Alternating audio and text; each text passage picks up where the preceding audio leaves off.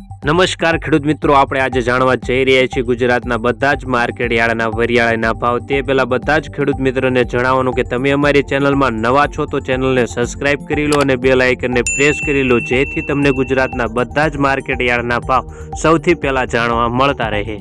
નમસ્કાર ખેડૂત મિત્રો, આજના વરિયાળીના ભાવ 20 કિલો દીઠ તારીખ 16/2/2024 ઊંઝા 1600 થી 6,900 રૂપિયા, રાજકોટ 1500 થી 2280 રૂપિયા, પાટણ 2100 થી 2450 રૂપિયા। આ હતા આજના ઊંઝા માર્કેટ યાર્ડના વરિયાળીના ભાવ।